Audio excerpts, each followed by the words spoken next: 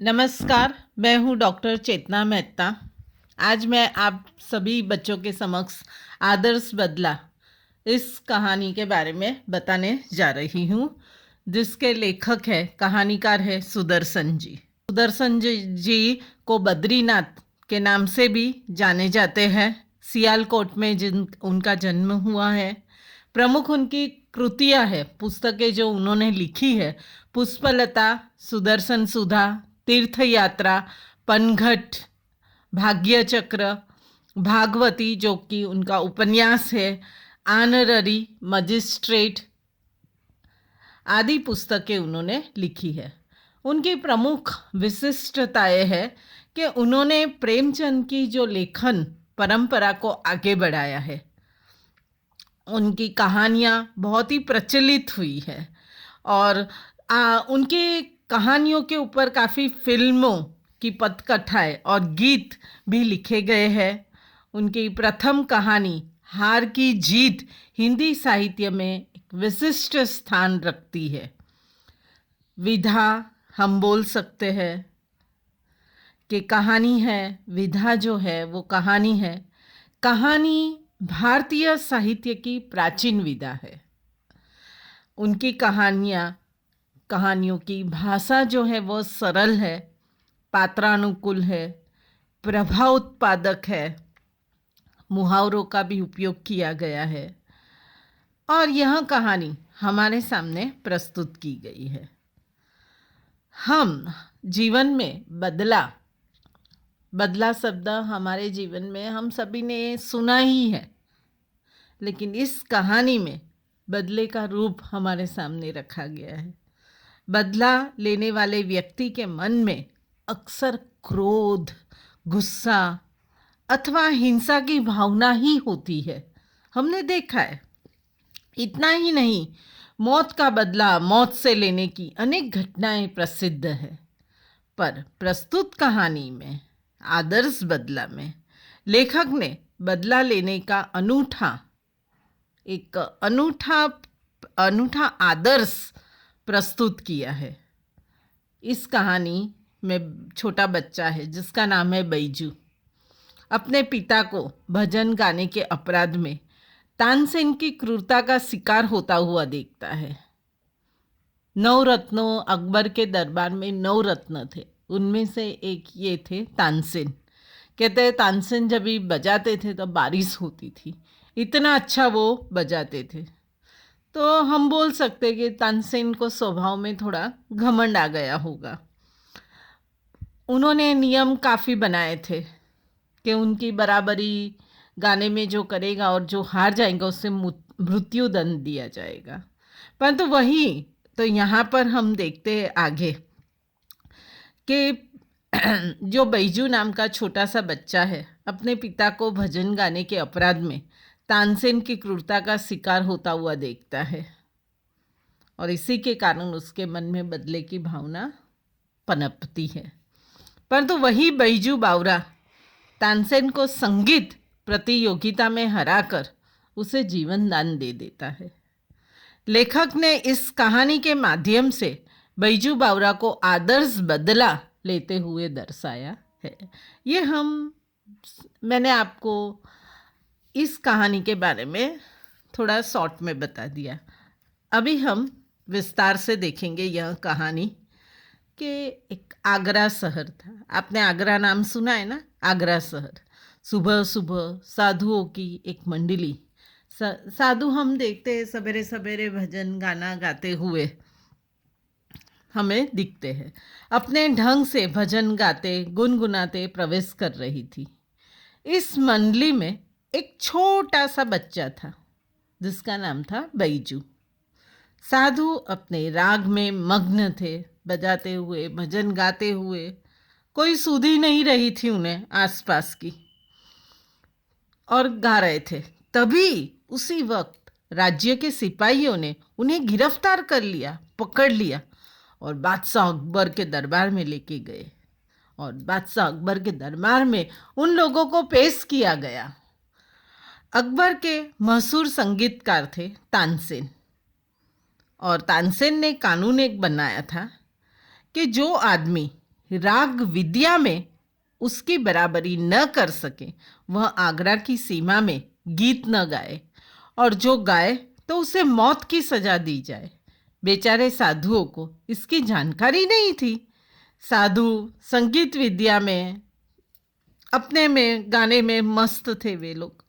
उन्हें मृत्युदंड की सजा हुई, पर उस बच्चे पर दया करके, छोटी उम्र का था इसीलिए उसे जीवन दान दिया गया। वह बच्चा रोता तड़पता आगरा के बाजारों से निकलकर जंगल में अपनी कुटिया में पहुंचा। विलाप कर रहा था। एक पिता का ही सहारा था, वो भी तानसेन ने उसे छीन लिया। पिता को मार दिया गया। अब बच्चा बेचारा किसके सहारे जिएगा? जोर जोर से रो रहा था।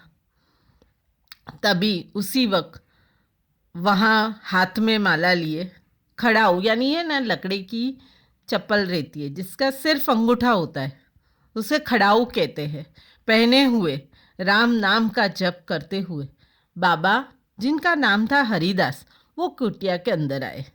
कुटिया यानी झोपड़ी में आए, और उन्होंने उस बच्चे को शांत किया, शांत रहने के लिए कहा। उस बच्चे के मन में शांति नहीं थी। उसे तो उसके पिताजी की हत्या हो गई, मृत्यु हो गया। उसको तो संसार, उसका तो पूरा संसार उजड़ गया। अभी उसकी देखभाल कौन करेगा? माँ तो थी नहीं। ले दे के एक पिताजी थे, वो भी तानसेन ने उसके पिताजी को मार दिया। यह बच्चा जो था वो बैजू बावरा था। आगे जाके वो भी बहुत बड़ा संगीतकार बनता है। उसने अपने साथ हुई सारी दुर्घटना बाबा हरिदास को बताई और अपने बदले की भूख और प्रतिकार की प्यास मिटाने के लिए उससे प्रार्थना की कि उसे मदद करे। इस कार्य के लिए हरिदास जी, बाबा हरिदास उसे मदद करे, ऐसी बैजू बावरा ने उनसे विनती की। अंत में हरिदास ने उसे आश्वस्त किया, उसे समझाया, ऐसा हथियार देंगे जिससे वह अपने पिता का बदला ले सके। हरिदास मान गए और उसे बोला कि हाँ, वो मदद करेंगे। इसके लिए उन्होंने बैजू से 12 वर्ष तक तपस्या करने का वचन लिया। 12 वर्ष तक वो संगीत सीखेगा, संगीत की तपस्या करेगा, वो एकदम माहिर हो जाएगा, कंपटीशन करने के लिए एकदम अपने आप को काबिल बना देगा, फिर जाके वो तानसेन के सामने खड़ा हो सकता है। ऐसे बाबा हरिदास ने उसे समझाया। बाबा ने 12 वर्ष में बैजू बावरा को सब कुछ सिखा दिया। जो उनके पास संगीत की जितनी भी विद्या थी वो सब उसे सिखा दी उन्होंने। संगीत की 12 वर्ष के उपरांत वह संगीत की तपस्या पूरी होने के साथ ही बैजू बावरा को बाबा हरिदास के सामने यह प्रतिज्ञा भी करनी पड़ी कि इस राग विद्या से वह किसी को हानि नहीं पहुंचाएगा, किसी को तकलीफ नहीं देगा। और कुछ दिनों के बाद यही सुंदर युवक बैजू बावरा आगरा के बाजारों में गाता हुआ जा रहा था।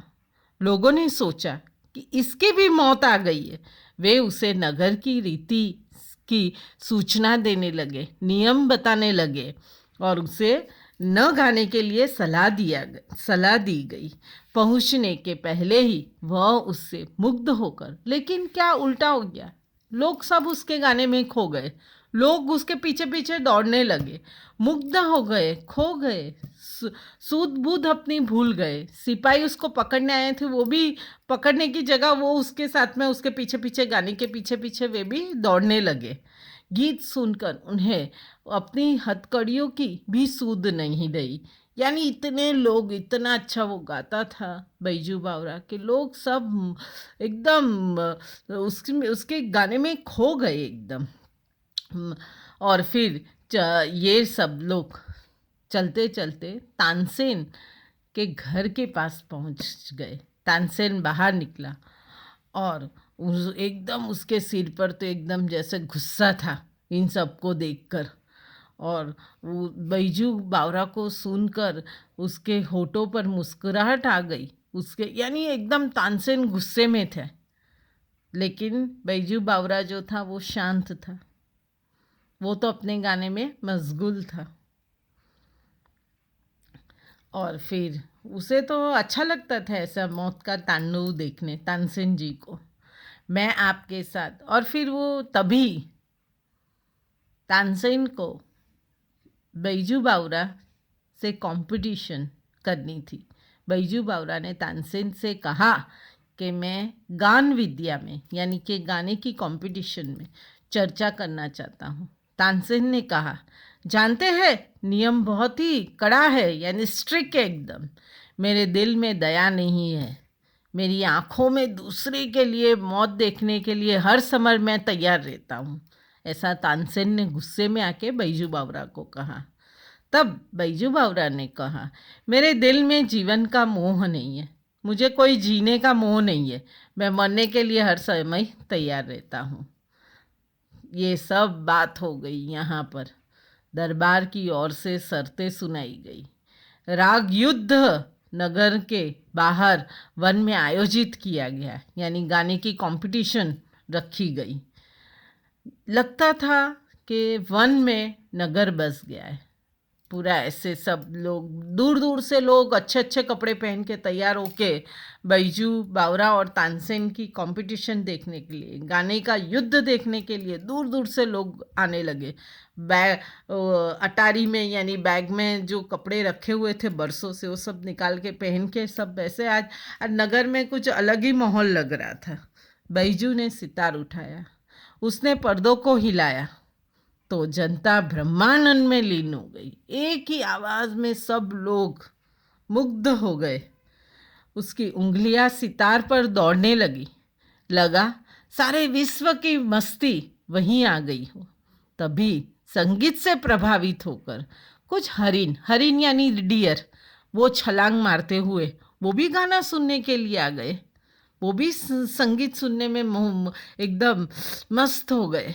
बैजू ने सितार बजाना बंद किया और अपने गले से फूलमालाएं उतार कर हरिणों को पहना दी, यानी डियर्स को पहना दी।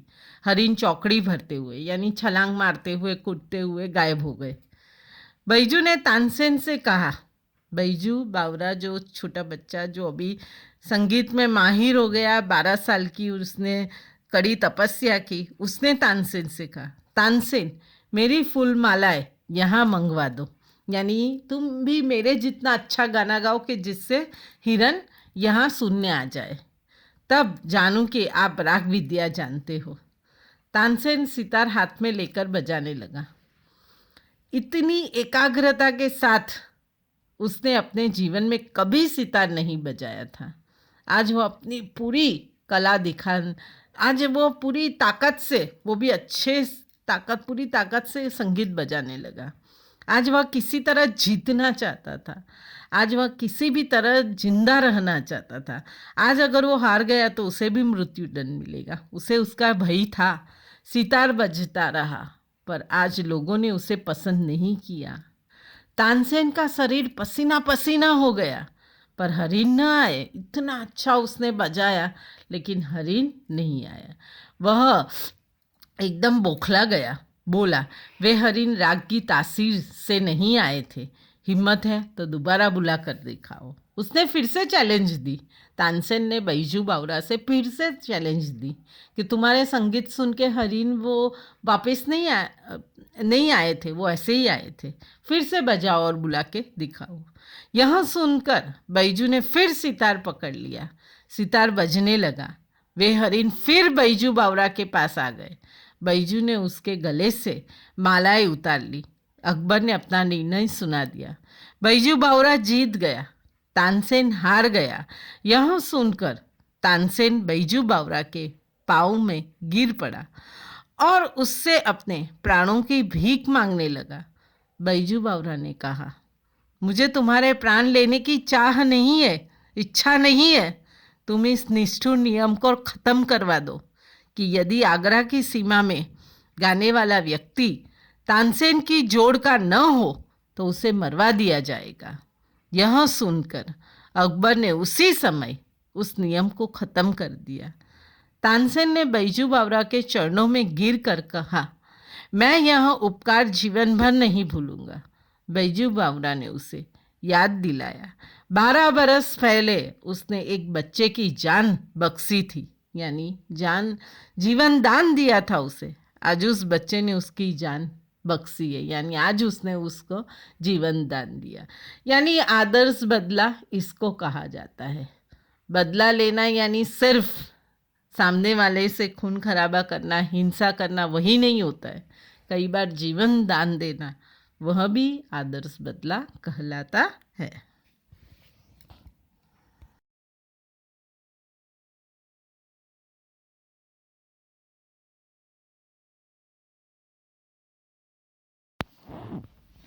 पाठ में आए हुए कुछ शब्दार्थ।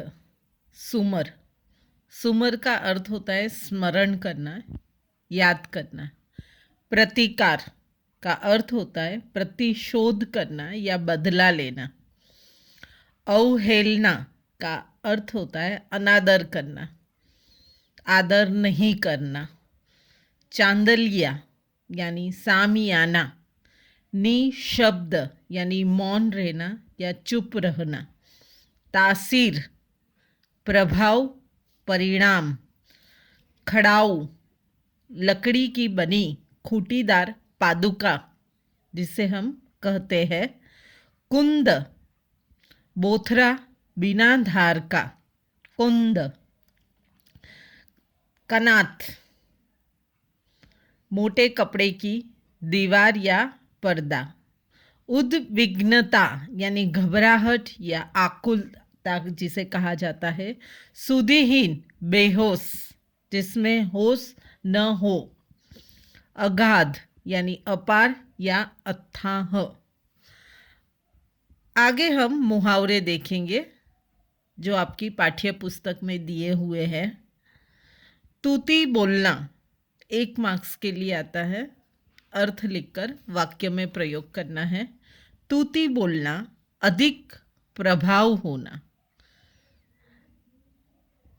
उद्योग या व्यापार के क्षेत्र में भारत के कुछ घरानों की ही तूती बोलती है।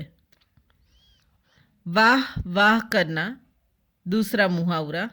प्रशंसा करना, तारीफ करना।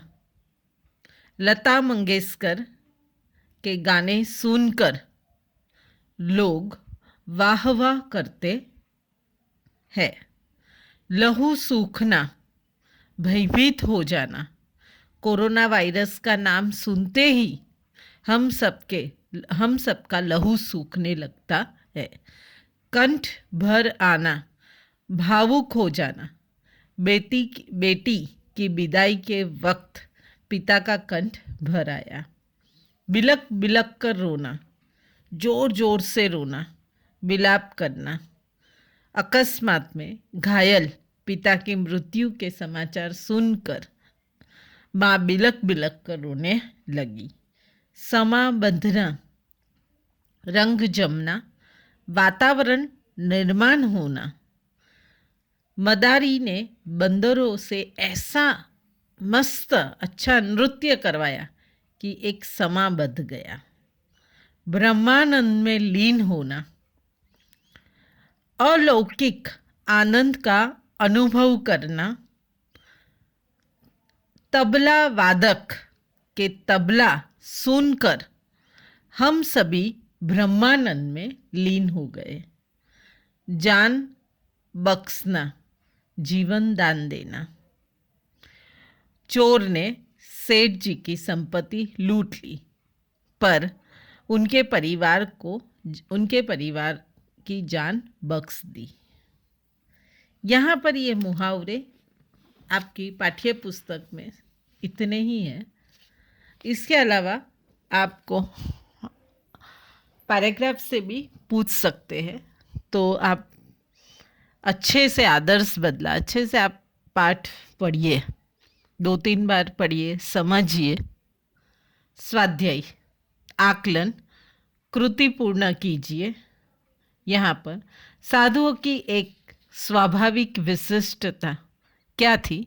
एक स्थान से दूसरे स्थान पर जाते रहना और भजन तथा भक्ति गीत गाते रहना, ये साधुओं की विशिष्टता थी। अ हुआ, अभी आ लिखिए। आगरा शहर का प्रभातकालीन वातावरण कैसा था?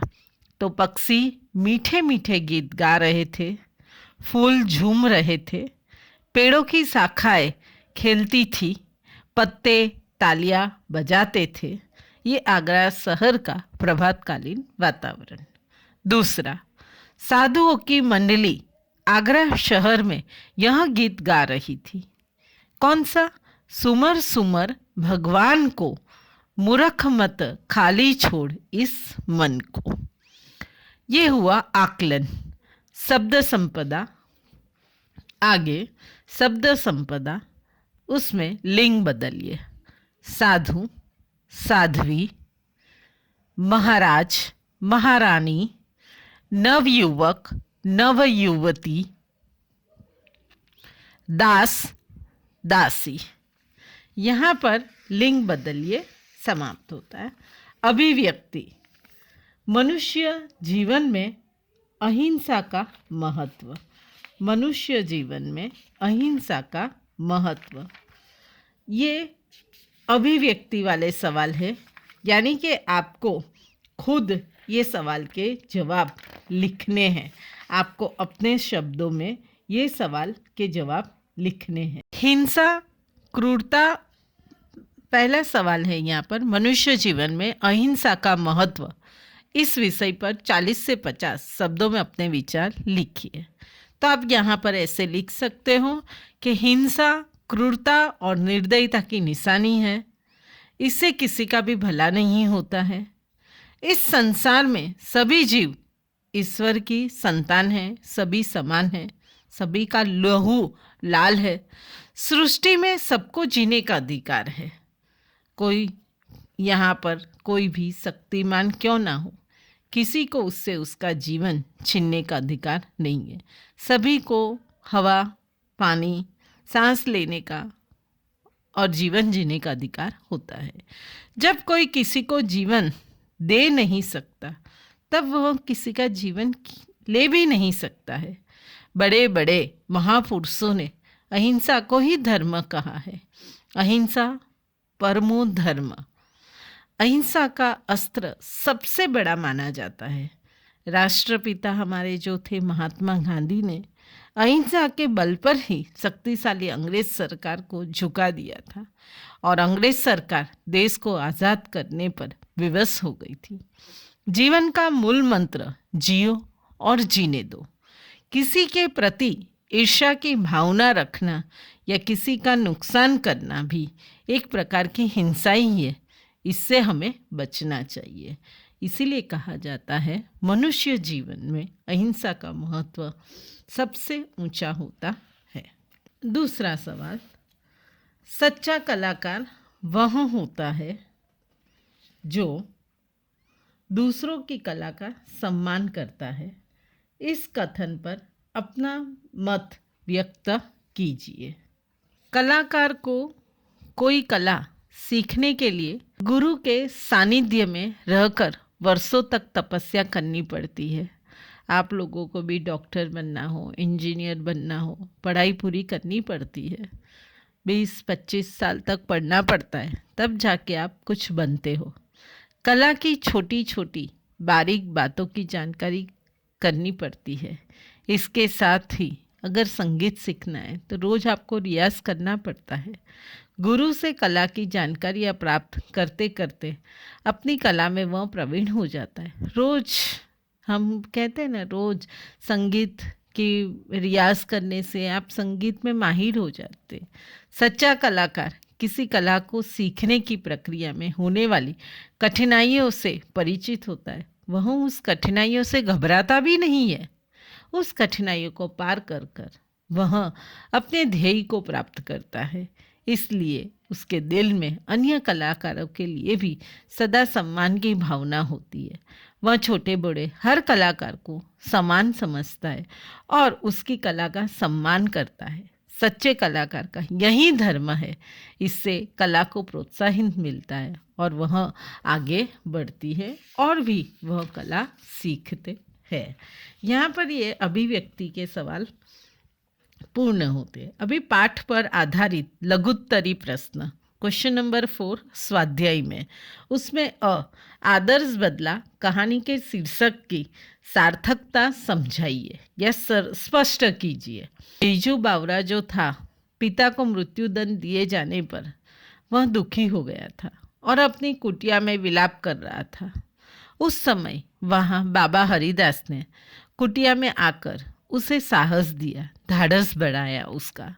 तब बालक बैजू ने बाबा को बताया था कि उसे अब बदले की भूख है, वे उसकी इस भूख को मिटा दे। बाबा हरिदास ने उसे वचन दिया था कि वे उसे ऐसा हथियार देंगे जिससे वह अपने पिता की मौत का बदला ले सकेगा। बाबा हरिदास ने 12 वर्षों तक बैजू को संगीत की हर प्रकार की बारीकियां सिखाकर उसे पूर्ण गंधर्व के रूप में तैयार कर दिया, एकदम अच्छे से उसको तैयार कर दिया। मगर इसके साथ ही उन्होंने उससे यह वचन भी ले लिया कि वह इस राग विद्या से किसी को नुकसान नहीं पहुंचाएगा। इसके बाद वह दिन भी आया जब बैजू आगरा की सड़कों पर गाता हुआ निकला और उसके पीछे उसकी कला के प्रशंसकों की भीड़ जम गई। आगरा में गाने के नियम के अनुसार उसे बादशाह के समक्ष पेश किया गया। शर्त के अनुसार तानसेन से उसकी संगीत प्रतियोगिता हुई, जिसमें उसने तानसेन को बुरी तरह हरा दिया। तानसेन बैजू बावरा के पैरों पर गिरकर अपनी जान की भीख मांगने लगा। इस मौके पर बैजू बावरा उसे अपने पिता की मौत का बदला लेकर उसे प्राण दंड दिलवा सकता, पर उसने ऐसा नहीं किया।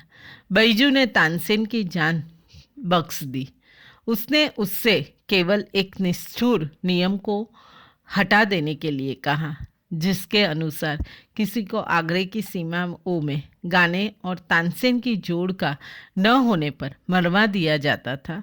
इस तरह बैजू बावरा ने तानसेन का गर्व नष्ट कर उसे मुंह की गिरा गया खिलाकर उसे अनोखा बदला लेकर उसे हार दिला दी, उसे अपनी गलती का एहसास करवाया। यह अपनी तरह का एक आदर्श बदला था। समूची कहानी, पूरी कहानी इस बदले के आसपास घूमती है, इसलिए आदर्श बदला शीर्षक इस कहानी से उपयुक्त है। क्वेश्चन नंबर 4 बैजू बावरा संगीत का सच्चा पुजारी है, इस विचार को स्पष्ट कीजिए। सच्चा कलाकार उसे कहते हैं जिसे अपनी कला से सच्चा लगाव हो, वह अपने गुरु की कही हुई बातों पर अमल करे तथा गुरु से विवाद न करे। इसके अलावा उसे अपनी कला पर अहंकार न हो। बैजू बावरा ने 12 वर्ष तक बाबा हरिदास से संगीत सीखने की कठिन तपस्या की थी। वह उनका एक आज्ञाकारी शिष्य था।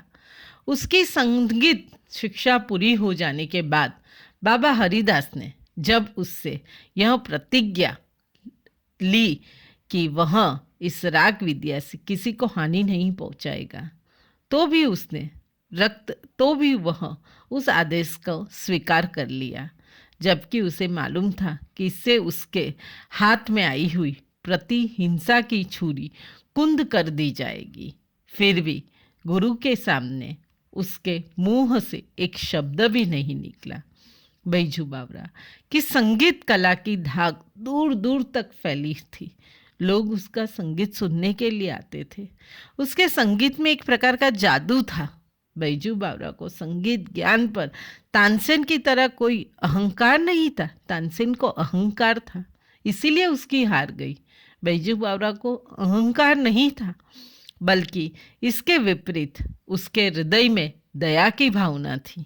इसीलिए तो उसने तानसेन को जीवन दान दे दिया। गान युद्ध हुआ। तानसेन को पराजित करने पर भी वह अपनी जीत और संगीत का प्रदर्शन नहीं करता, बल्कि वह तानसेन को जीवन दान दे देता है। वह उससे केवल यह मांग करता है कि वह इस नियम को खत्म करवा दे कि जो कोई आगरा की सीमा के अंदर आए, वह अगर तानसेन की जोड़ का न हो तो मरवा दिया जाए। उसकी इस मांग में भी गीत संगीत की रक्षा करने की भावना थी। इस प्रकार इसमें कोई संदेह नहीं कि बैजू बावरा संगीत का सच्चा पुजारी है। मैंने यहाँ आदर्श बदला कहानी आप लोगों के समक्ष रखी। मैंने आप लोगों को यह पाठ अच्छे से समझाया, स्वाध्याय अच्छे से समझाया।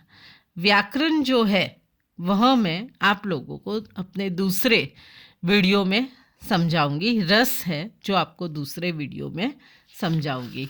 अभी इस 5वें में दिया गया है साहित्य संबंधी सामान्य ज्ञान। स्वाध्याय में ही साहित्य संबंधी सामान्य ज्ञान। यहाँ पर पूछा गया है अ में सुदर्शन जी का मूल नाम क्या था। तो मैंने शुरुआत में ही आप लोगों को बताया था कि सुदर्शन जी का मूल नाम बद्रीनाथ है। जो बच्चे पाठ्य पुस्तक लेकर बैठे हैं तो वह अपनी टेक्स्ट बुक में पेंसिल से जवाब लिख सकते हैं, और आगे टेक्स्ट बुक में भी दिया हुआ है, उसमें से देखकर आप कॉपी कर सकते हो। सुदर्शन जी का मूल नाम बद्रीनाथ है। दूसरा सवाल, सुदर्शन ने इस लेखक की लेखन परंपरा को आगे बढ़ाया। सुदर्शन ने इस लेखन की लेखन परंपरा को आगे बढ़ाया। जवाब में आ जाएगा सुदर्शन जी ने मुंशी प्रेमचंद की लेखन परंपरा को आगे बढ़ाया। मैंने शुरुआत में ये भी आपको बताया था। धन्यवाद सुनने के लिए, और मेरी चैनल को आप सब्सक्राइब कीजिए, शेयर कीजिए। आगे की सभी वीडियो